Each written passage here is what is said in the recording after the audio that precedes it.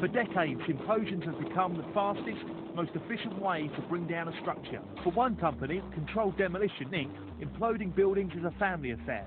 Some of the biggest highs for this implosion company comes from the tallest structures it's ever imploded.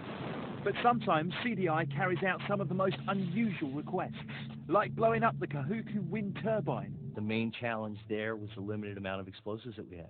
They're used commercially in every state. Hawaii, it's very limited. With few explosives and a tight time frame, workers had to get creative. We create a notch, almost like you would cut down a tree. When you remove that notch with the explosives, the natural weight of the structure is going to fall into that notch. Fire! The wind turbine came crashing down, and the blade was able to be salvaged for another wind farm. Toppling towers is one thing. Bringing down bridges is entirely different. This bridge in Yorktown, Virginia spanned the York River, and at one time it was the largest double-swing span bridge in the United States. The Coleman Bridge was actually a really unique project tip to tail. It was an absolute engineering feat.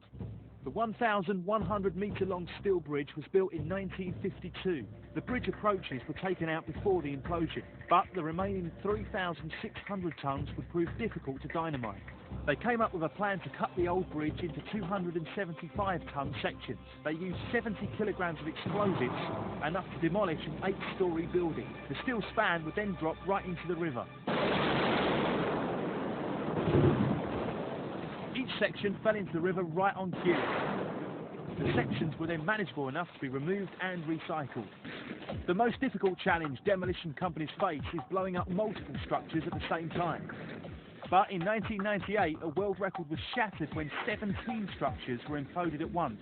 It happened at the Villa Pan Americanas on the island of Puerto Rico. The most challenging thing about the Villa Pan Americanas site was it was huge. And trying to secure a site of that magnitude was difficult. We were working in all 17 buildings at any given time. It was a very phased operation, workers going ahead of me drilling holes, us coming behind them and loading these holes, and a whole other team coming behind and wiring it. Everything was done in phases. The plan was to delay each detonation by a few seconds so the buildings would fall like dominoes. On August the 16th, 1998, it was time to break the world record. Fire.